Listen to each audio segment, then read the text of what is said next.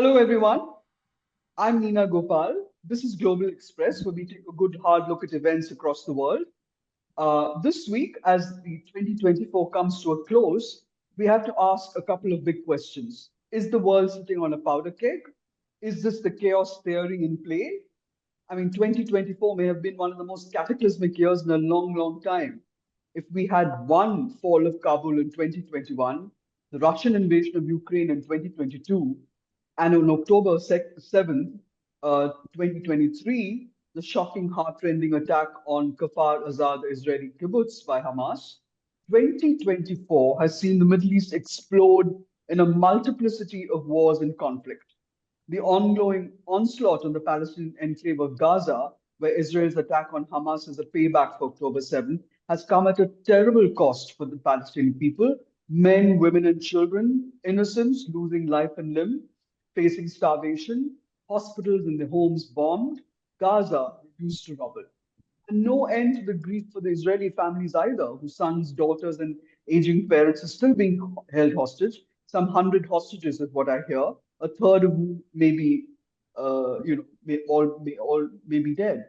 This now is an Israel on the rampage, in war mode.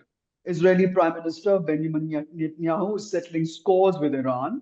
He's decimating Hamas, taking the war to Lebanon, and Iran's proxy, the Hezbollah, attacking Syria, a strategic blow against Iran and Russia, removing a key Iran ally in strongman Bashar al Assad. It's also Turkey rising under the Turkish President Recep Erdogan.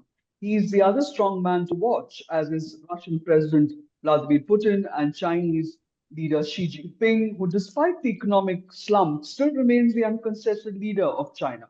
So, looking ahead now to 2025, what will be the major points of conflict? Will the Middle East be a trigger for a third world war? Is a direct Iran Israel confrontation coming? Is Syria's takeover by an Al Qaeda offshoot an ominous signal of the spread of Islamic radicals across the Middle East and into South Asia? Bangladesh has seen the dramatic ouster of its Prime Minister Sheikh Hasina, but the administration that has taken over seems to have very strong links with Islamic radicals in West Asia as well, which could spill over into Afghanistan, into India, and of course through Pakistan, the home of terror. Either way, it's the arrival on the world stage of the larger than life new incumbent in the White House, Donald Trump, who threatens to shake things up in the Middle East, Europe, and Asia, who will be watched very closely. Will he choose peace? Will he back war and give his blessings to the pawns being moved around by Israel with impunity on the Middle East chessboard? Talking to us on the show today is Ambassador Talmiz Ahmad, who was posted in several West Asian countries such as Kuwait, Iraq, and Yemen, and served as the Indian ambassador to Saudi Arabia twice, Oman, and the UAE. A prolific author, writer, and commentator, has written a number of books, with his latest book being West Asia at War. Welcome, Ambassador. Thank you very much.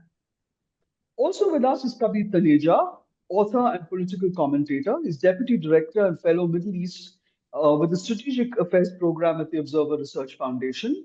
His research focuses on India's relations with the Middle East, specifically at the domestic political dynamics of terrorism, non-state militant actors, and the security paradigm of the region. Welcome, Mr. Taneja. Thank you. Let's open today with Ambassador Talmiz Ahmad. Yes. There's a new man in the White House in Donald Trump.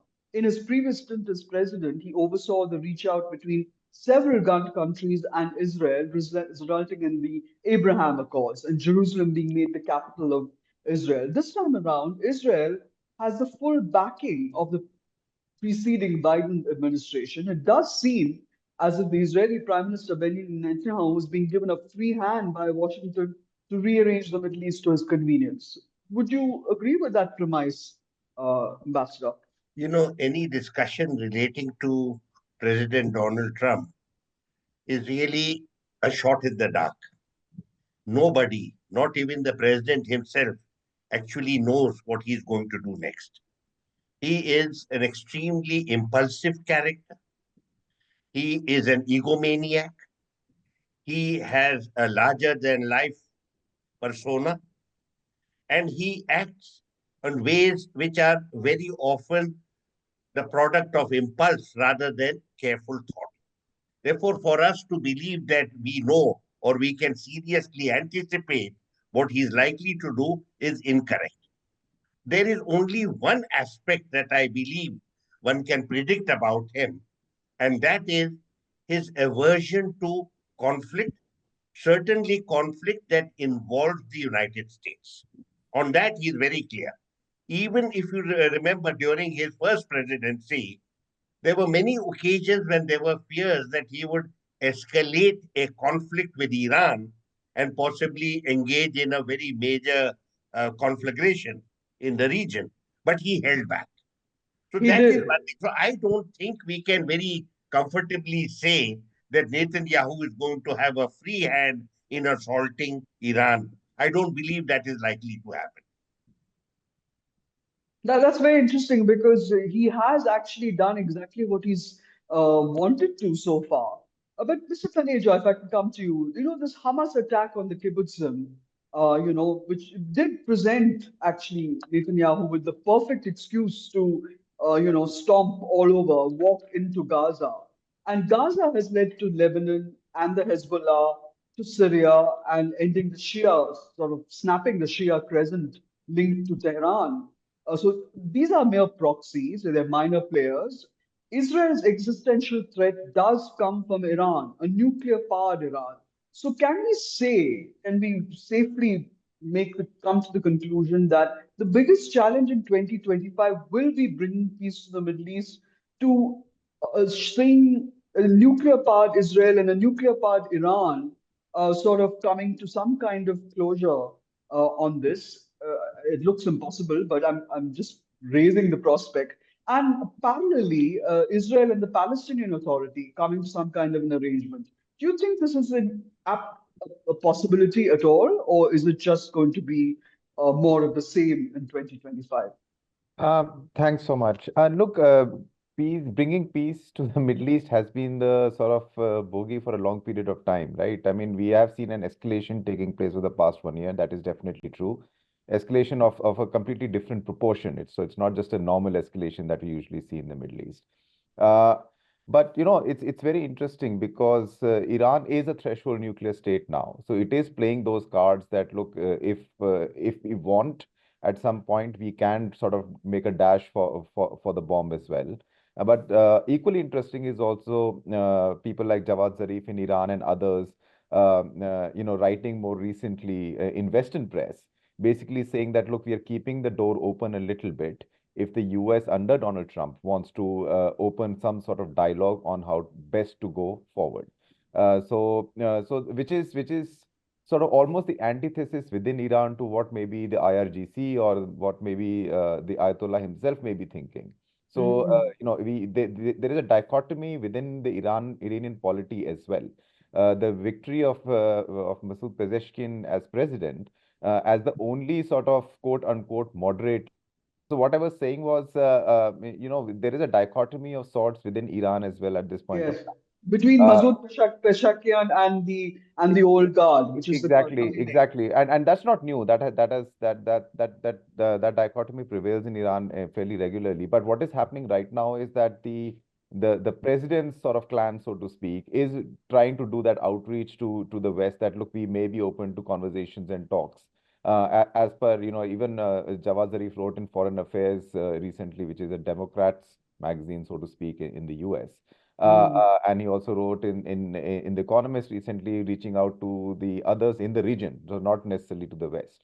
So they are doing that outreach to sort of not de-escalate, but basically sort of spread their risk a little bit. The one thing that the Iranians know very well, because they are quote unquote bazaris themselves, is that Donald Trump is also a bazari. He likes deals, right? He likes to mm. cut deals. He likes to come forward and do a photo op and do a signing and say, okay, the peace has been brought for some time at least. And they will try to approach that part of his personality. But as I agree with Ambassador Ahmad, even Donald Trump right now does not know what his Middle East policy is going to be. But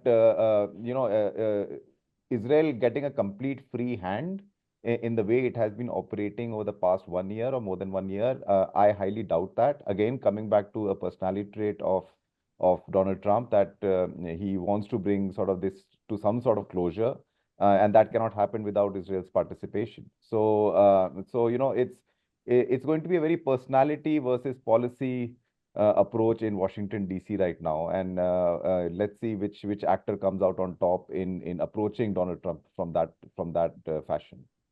That's a very interesting point, actually. So the two main protagonists in the Middle East, Israel and Iran, it does look as if all the proxies that Iran has put up have had, faced complete decimation. I mean, Israel has picked on each and the leaders, Yahya Sinwar, Qasem Soleimani.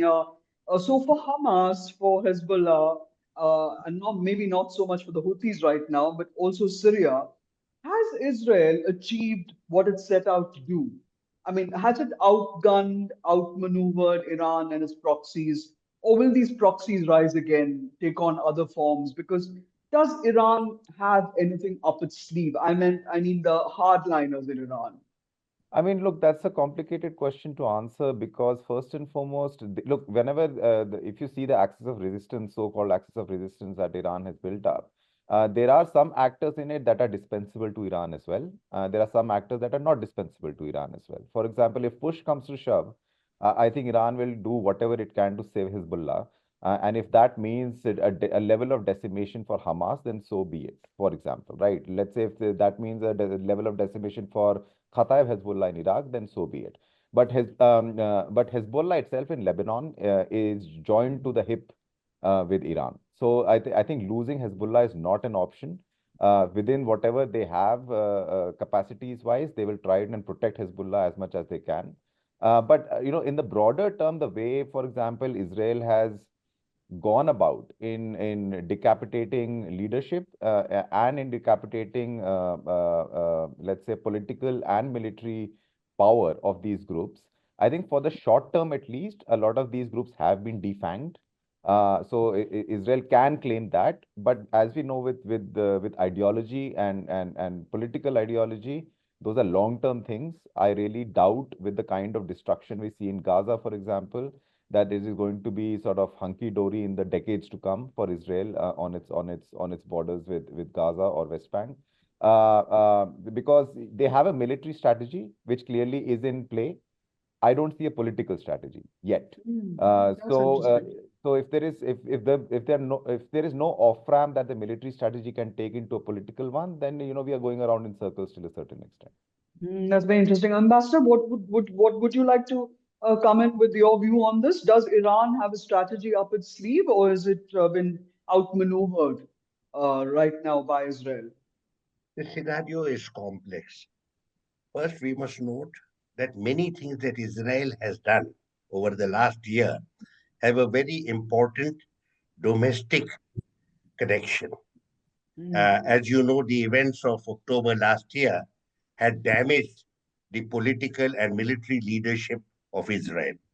Hence, it was extremely important for the Prime Minister to come back effectively as the political leader of his country and gain a degree of credibility that he had lost.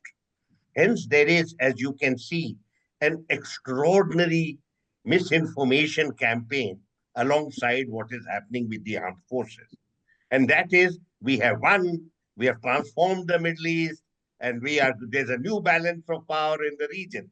None of this has any relation with reality.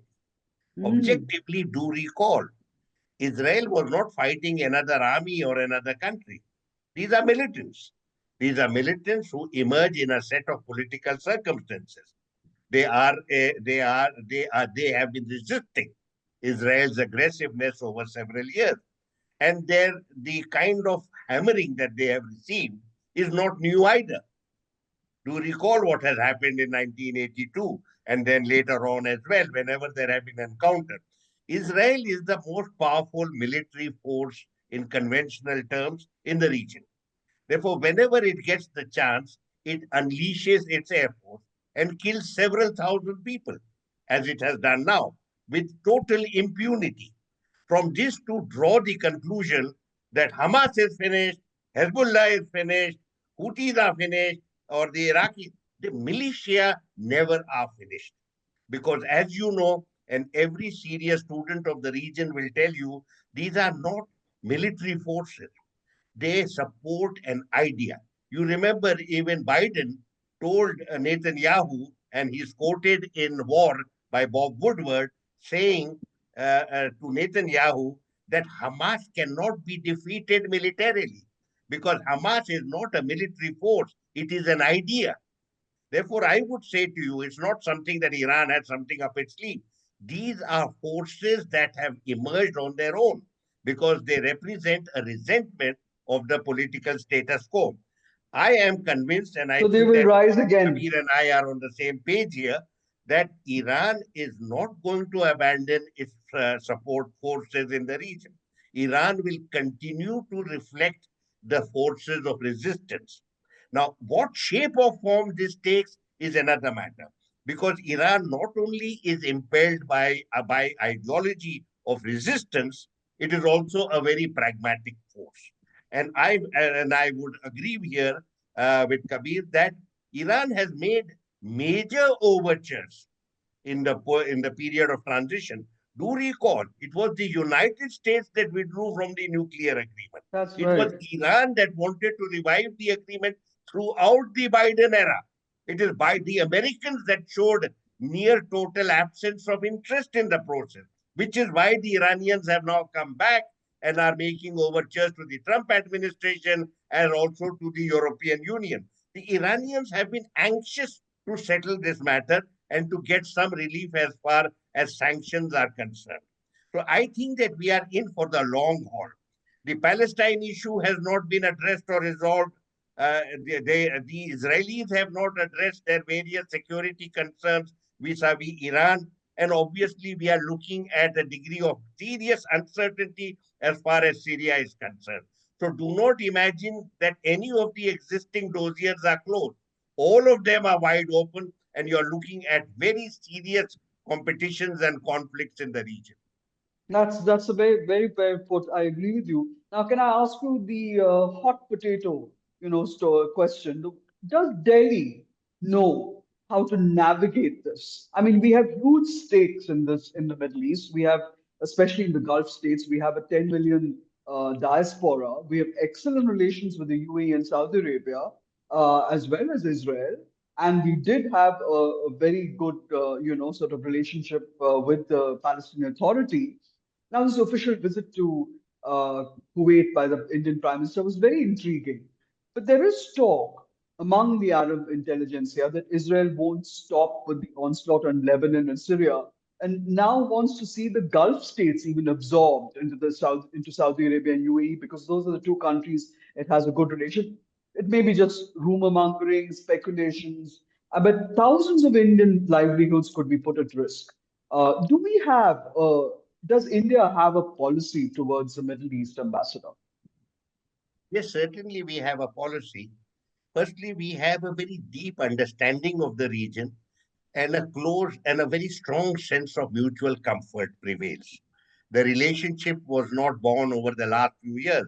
It is a product of several centuries of engagement between our peoples, and over the last 200 years between the government that ruled in Delhi and the local governments. And of course, we've had a very large number of our people who have been welcomed there, and they have been working there. Our engagement earlier in the earlier part of our life as a free nation, our primary relationship tended to be with the republics, and those Hmm. which had espoused socialism and nationalism and secularism. We tended to ignore the Gulf countries because we were on opposite sides in the Cold War. Later on, post Cold War, our relationships with the Gulf countries politically have become extremely strong, and they have built on the already substantial connectivity that we had vis-a-vis our community and our economic ties. What you have raised is a new issue. India has traditionally, while it has excellent bilateral relations with all the countries in the region, whether it is Iran or it is Israel or Saudi Arabia or the UAE. India has preferred to not get itself involved in the political issues that agitate the region from time to time. We have certain positions. For example, on the Palestine issue, you have seen India has constantly reiterated its support for the two-state solution and has been in the vanguard of providing development assistance to the Palestinian people. But India has not been a peacemaker. India has not used its diplomatic prowess in this Should it regard. have? Well, you see, this is something which goes back. Till very recently, the dominant military presence, indeed the hegemonic presence in the region, was that of the United States. And so long as the US was calling all the political shots in the region, it was simply not Mhm. possible for someone else to come in. A certain opportunity has now emerged. You have seen the new role of China. China too had avoided any political involvement with the region. But there you saw last year that they had encouraged a Saudi degree Arabia and of Iran. camaraderie between Iran and Saudi Arabia that continues to hold, and it is quite substantial. Now, there is a school of thought, and I belong to that, which has been agitating for about a decade that India should be more proactive diplomatically in the region, not just on its own, but it should bring in as partners certain other Asian countries, like Malaysia, Indonesia, Japan, Korea. In Oh. fact, I would also say China in this regard, that we should, because why should we do that? Number one, we have been critics of the American role in the region. American Mm. hegemony has not necessarily translated into stability for the region. America has pursued its own interests at the expense of the interests of the region. Indeed, very often our own interests have been jeopardized. Given India's very substantial dependence on stability in the region, vis-a-vis energy security, economic cooperation, and the welfare of our community, I would say that there is a case to be made in this regard. By and large, we are still holding back. There is a Yeah. reluctance by the way, it's not just India. Other Asian countries, other than China, other Asian countries have also avoided getting entangled in the complex maze that constitutes West Asian politics. Should this be reviewed? I have been agitating and I continue to agitate before you that yes, I believe at least let us start talking to the other Asian countries. Mm, See mm. whether we can go forward. Look at the remarkable goodwill that we enjoy. Look at the Yeah. high level of comfort that there is for as far as we are concerned. Look at the warm welcomes that our leaders have received in the region whenever they have gone, whether it was Jawaharlal Nehru or Indira Gandhi or Dr. Manmohan Singh or now Prime Minister Modi. It has constantly been a very warm welcome that has been extended to us, and I think they will consider any proposal for us with deep seriousness. Now, if I could just go to a point with you, Kabir, on the rise of a former offshoot of the Islamic State, Khorasan, the Hayat Tahrir al-Sham, that has taken Syria and sent Bashar al-Assad packing, of course. And as one of them has even made threatening noises about India. Would you like to comment on the terror linkages that actually stretch from Syria through to Lebanon, Pakistan, Afghanistan, and even have a Central Asian, Uzbek, and Uyghur element? I mean, do we have a firewall? Do we have any kind of plan to thwart these kind of terror attacks? Because I was talking to someone yesterday who said with Bangladesh also, so many of the attacks on the Indian Institute of Science and other places in India were actually originated from these terror groups, sleeper cells in Bangladesh. The Hayat Tahrir al-Sham is a group just not that well known in India, right? They've been there for a long period of time. They were called the Al-Nusra Front earlier, so they have gone through a lot of metamorphosis into different entities, different groups aligned to different institutions within the jihadist frameworks. They at one point, there was a fight between the Islamic State and Al Qaeda, sort of on how the Nusra Front is going to behave in Syria. What is its role going to be? So it's a product of a lot of conflagrations that took place in the early 2010s or even prior to that.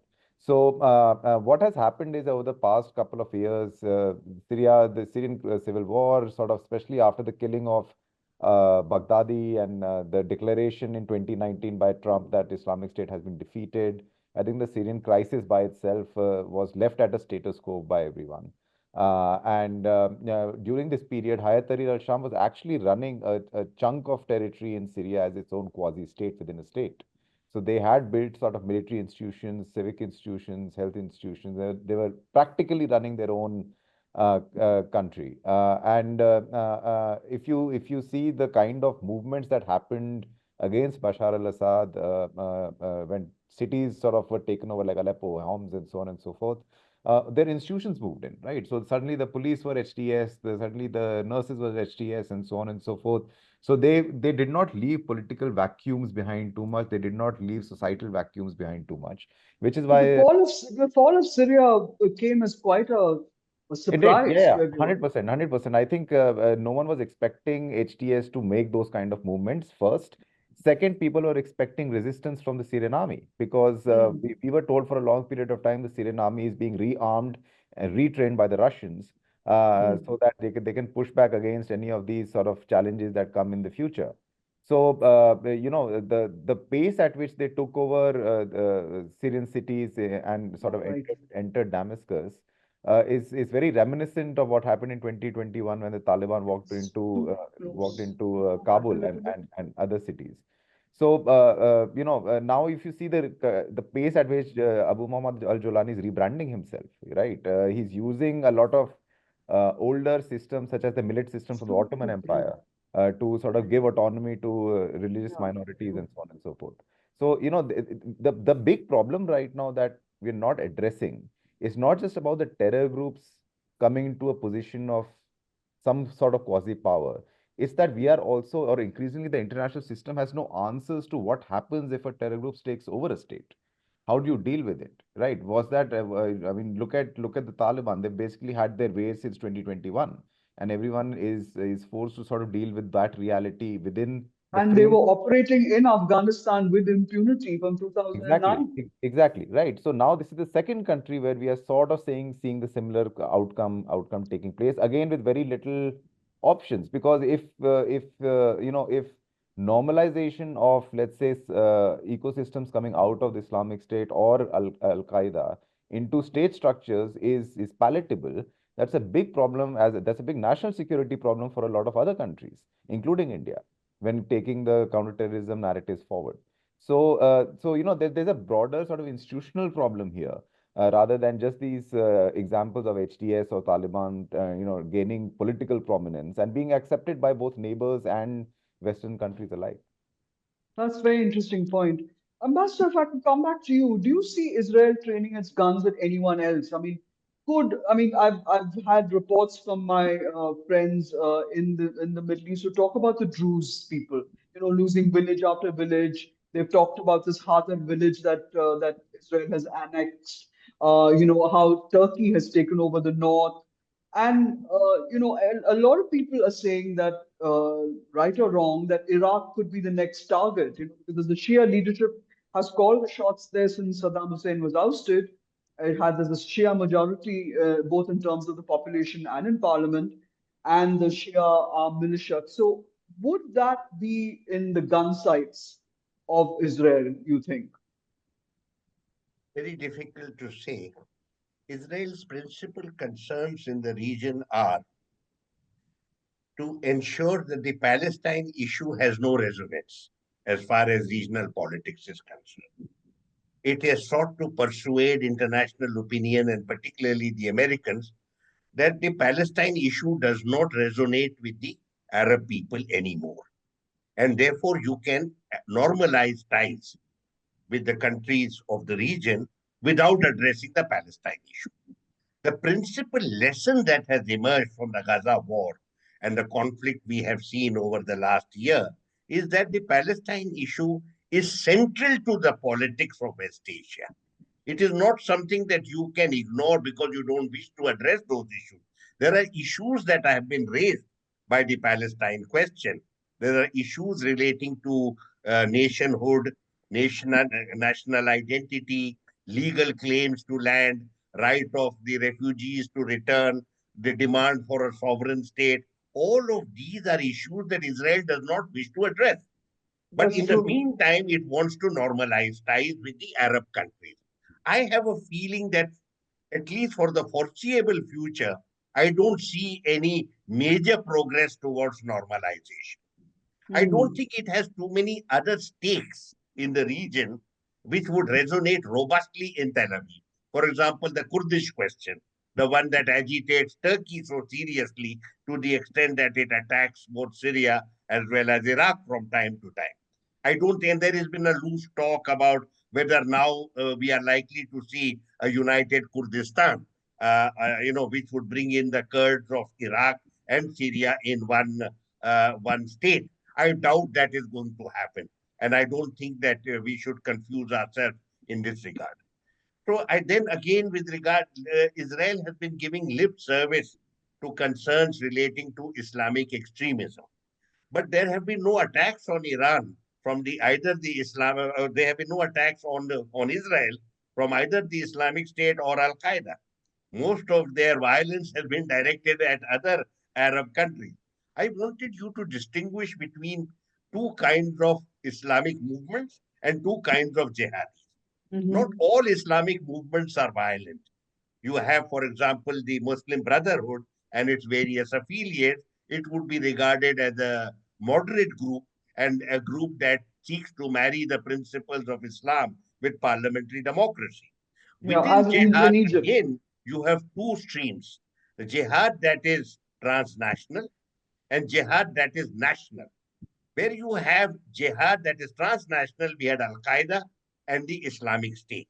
They wanted to, their claim was to bring together within the jihadi fold all the Muslim communities in different places. They had a transnational agenda. But in many other countries, you have jihadi groups which are totally national. What HTS is doing in Syria is to change its identity from a transnational entity into a national entity. Yeah, There has that's been correct. a revamping of its image, which has Reinventing been himself. facilitated by the Americans. As you know, the Americans have been working with the SDS for at least 2 years, if not longer, because if you remember in 2022, Abu Muhammad al Jolani gave interviews to PBS and to PBS and to CNN, and he That's looked good. right. He talked about minority sensitivity to minorities. He talked about sensitivity to the women. Issues that Taliban have not been able to address. That's Taliban true. too is a national movement. It is not a transnational movement.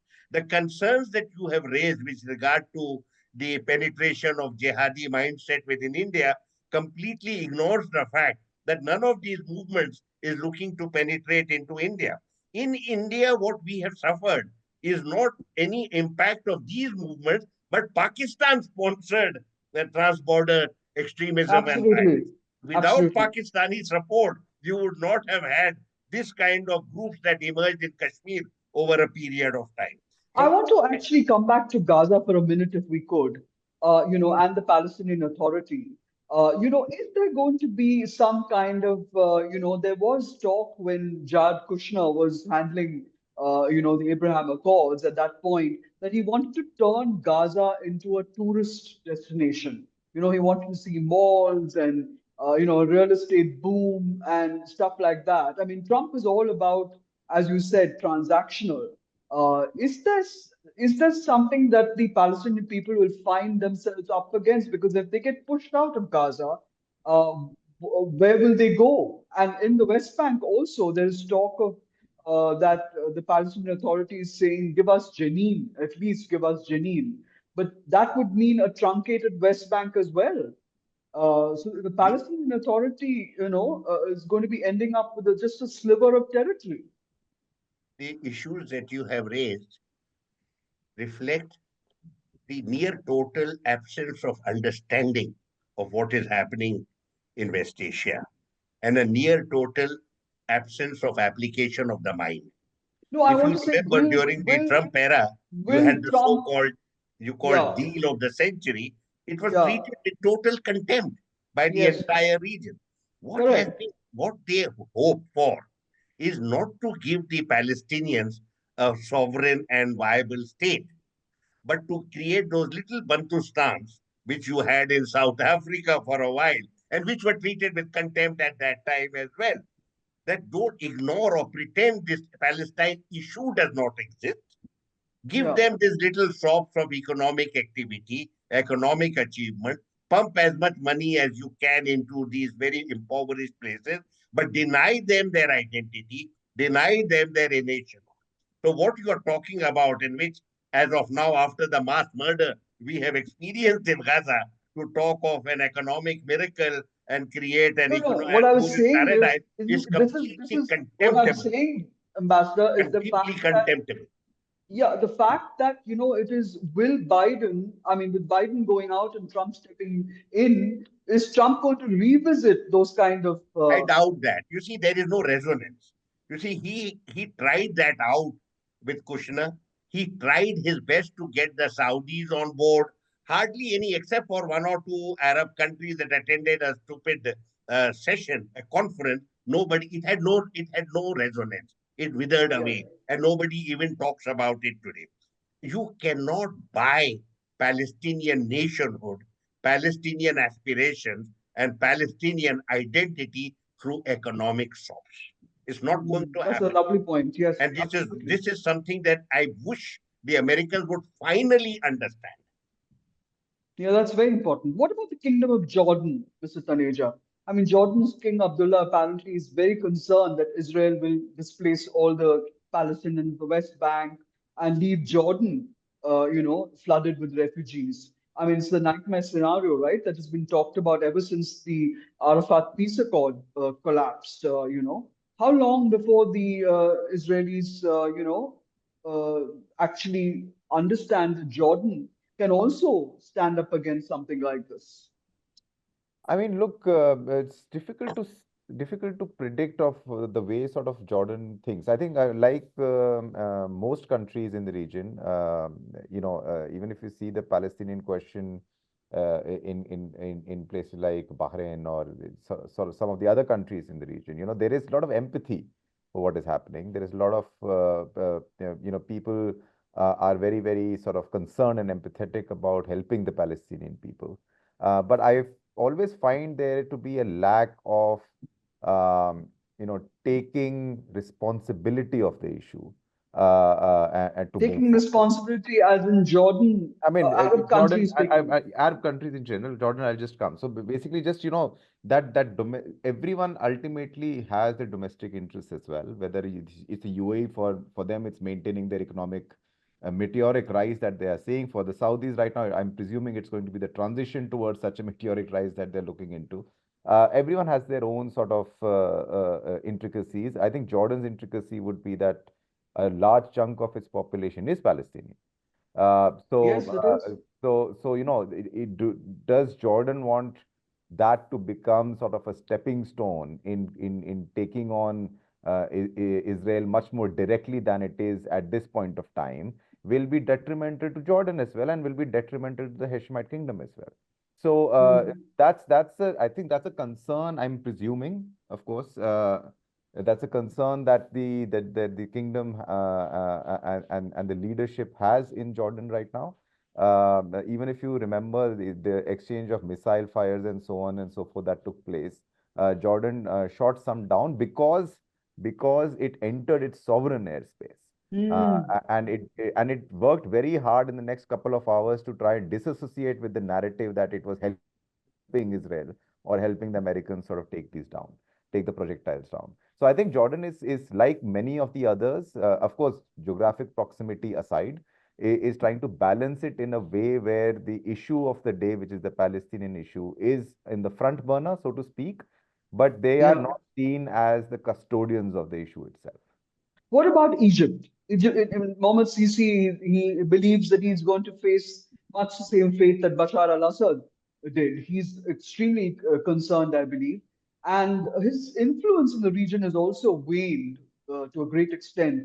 even in Africa, it was Turkey President Erdogan who stepped in and brokered that peace between Ethiopia and Somalia. It wasn't Egypt, once seen as a leader of the Arab world. So, in fact, next only to Saudi Arabia. So, do you see Egypt also, unable to actually counter Israel? I come back to my point which I raised with the Jordanian issue is that for a lot of these countries, maintaining the semblance of both power for the leaderships that are in place of the day and maintenance of the structures of the way the state functions is priority, right? So they will not do anything or take up a cause that is detrimental to their own power structure within that country. Now, Egypt's problem is that Sisi is not very liked within He is Egypt. not. He's going down the similar path what Mubarak had gone down. Hmm. And the other problem with Egypt is that its economy is in the doldrums. If you see some of the deals that the Saudis and the Emiratis have done, it's basically buying off large chunks of property in exchange for funds, and funds that are absolutely critical for the Egyptians. So if you even remember when it came to the issue of refugees, Palestinian refugees potentially sort of coming into Egypt, there were reports that they had started building fences and walls for to make sure that that does not take place. So Egypt, I think, again, coming back to to the similar thing, it's not in a position to Counter Israel.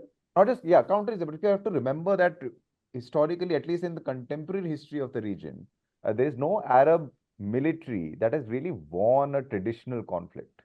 Right. Hmm. They've taken a lot of hits from a small country like Israel, largely because Israel is unequally supported by American and Western firepower. So no one has that experience to sort of take on, let's say, in a long term, years long or months long, conventional warfare over such an issue.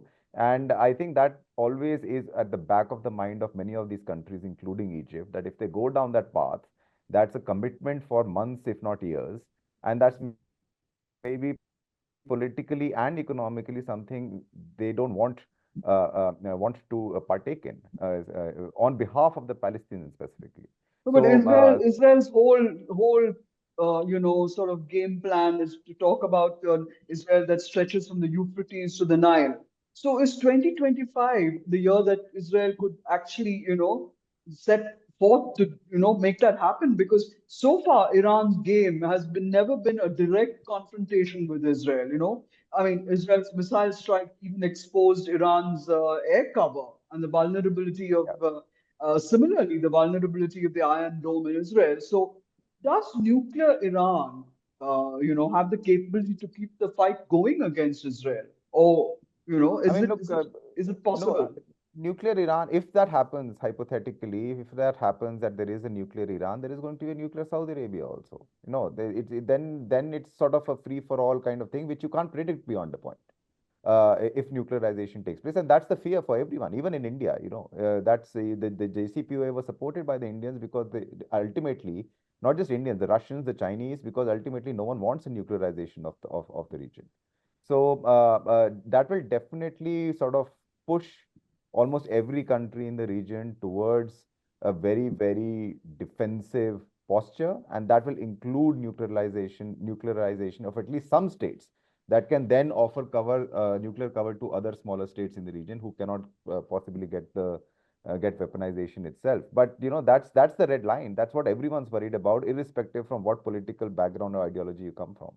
That's Ambassador, if I could come to you on this, Benjamin Netanyahu has survived all the odds. He's has the upper hand, and he's basically the man who seems to be moving very quickly to get what he wants, what his goals are.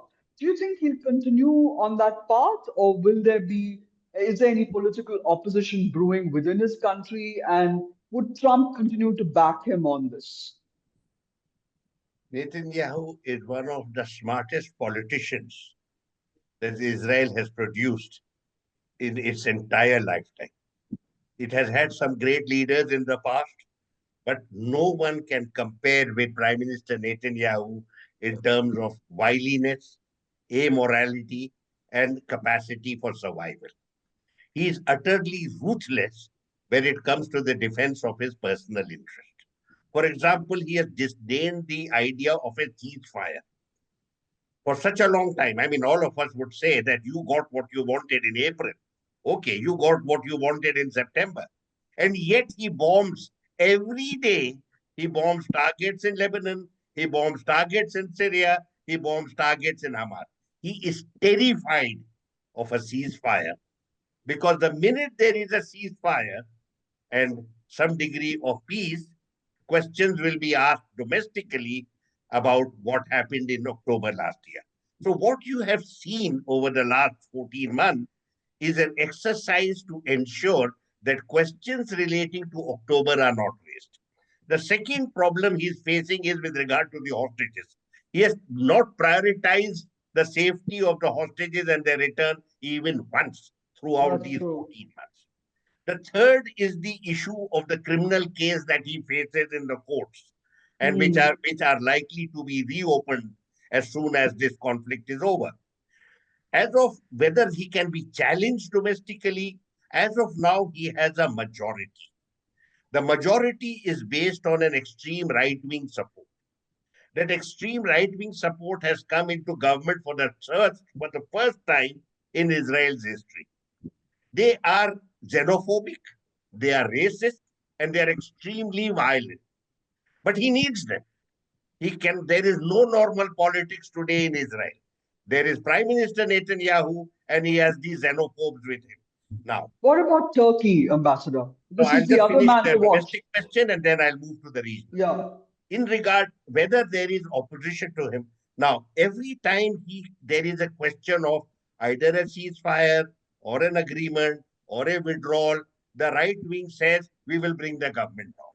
My own sense is I am not sure these rabid maniacs are going to bring the government down. They are enjoying power far too much, and I don't believe they are going to give up on Netanyahu just yet. I And see. Netanyahu is too clever to want to have another election in the near future. Where does this leave the opposition? So long as he can retain his majority in the Knesset, I don't think anybody can bring him down. So I think he's secure domestically. You may not like him, but you can't ignore him or get rid of him. With regard to Turkey, there is always a certain ambivalence of what their president is up to, what he wants, what is the cap he's wearing on a particular day. For many years, President Erdogan had worn the Islamic cap. He was supposed to be the new Ottoman, once Hmm. again asserting Ottoman suzerainty over the Islamic world.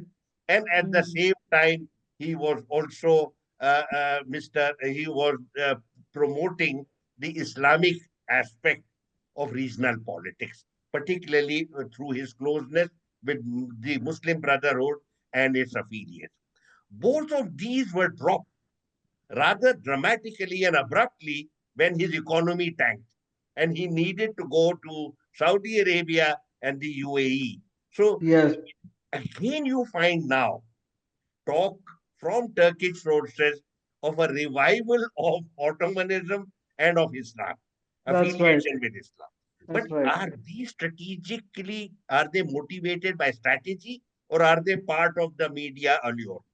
You see, what he did in Syria is with full cooperation with the Of the Israelis Americans. and the Americans. That means he is reaffirming the relationship with the Americans, which we had thought he had distanced himself. There is no way. I think he was the conduit that linked the Americans with the HDS. I don't think the Americans went directly, but he Oh, facilitated. that's And the interesting. major changes you have seen in Syria and the regime change in Damascus, he and the he and the Americans played a very important role. Now, his So only looking, problem where is the Kurds. yeah, Where my own view is that Americans will accommodate that. Do recall Donald Trump had spoken about the championship of the Kurds, and in 2019 he said, "I want to withdraw all my boys home, and I don't want to keep them there, and Turkey will look after the security of that area." And then, of course, unbelievable. at that time his officials reminded him that there is Iran over there and there is oil also to be found. And if we don't stay there, the Iranians will take the oil. Now that worked with Donald Trump, and he kept 900 troops, which of course now Biden has At our made Tanz into air base. 2,000 or more. So I'm not Mm. sure Israel is going to quarrel with Nethuan as of now. They seem to be working together. There is my own view from day one, and it remains today, where I have seen no reason to contradict it. Turkey, Israel, and the United States work together in Syria to bring about regime change and pull Syria, to the extent it is possible, into the Western alliance. All of us look at the Middle East as a place where, the unexpected happens. So, in conclusion, could we quickly have concluding remarks on what we can expect? Will Trump withdraw as he has threatened to and gone back on his word? Will he pull out of Europe and NATO? What can we expect from him with this in 2025?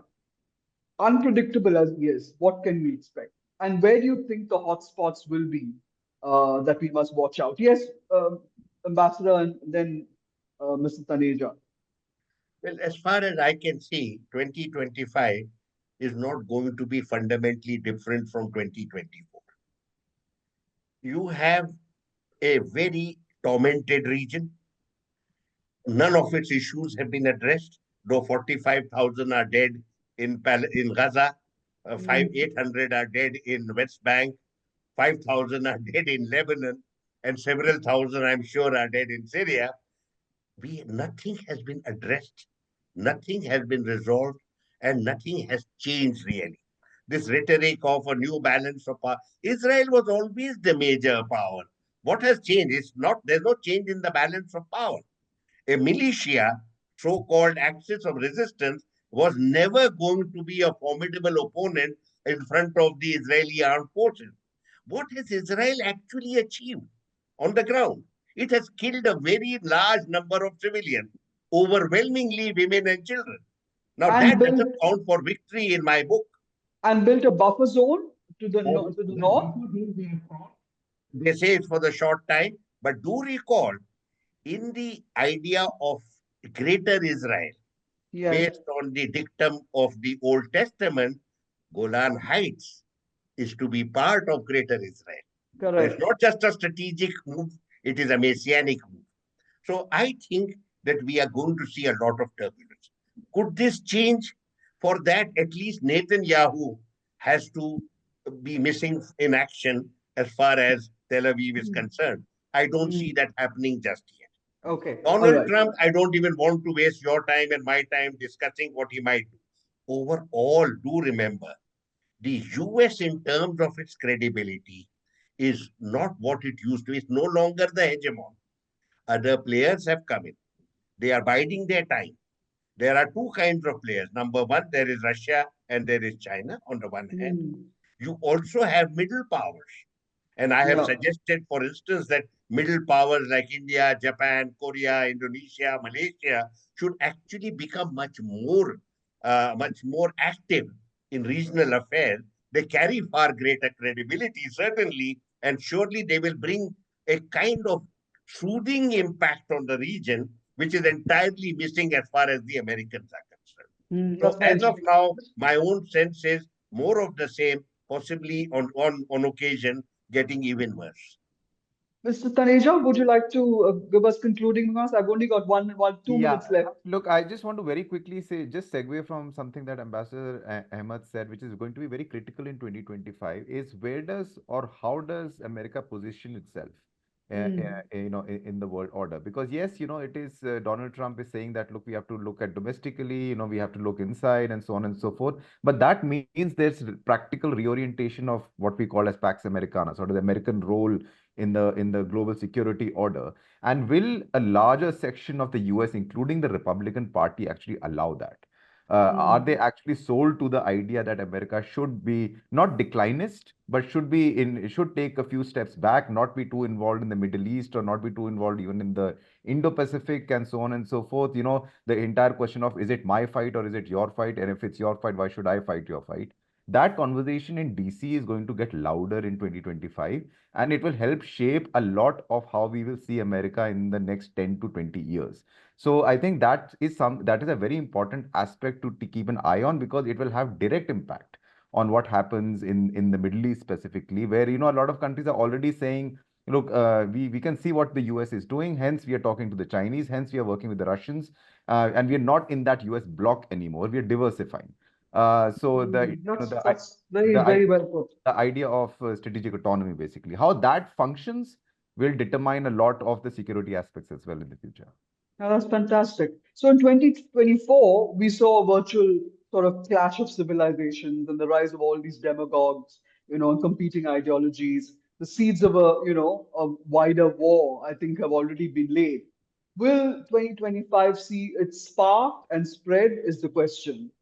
Thank you, Ambassador Talmiz Ahmad, for your insights. Thank you, Kabir Taneja, for being part of the show. Thank you, viewers, for watching Global Express. Please click on the new Indian Express website and share and click on Global Express, please. Thank you.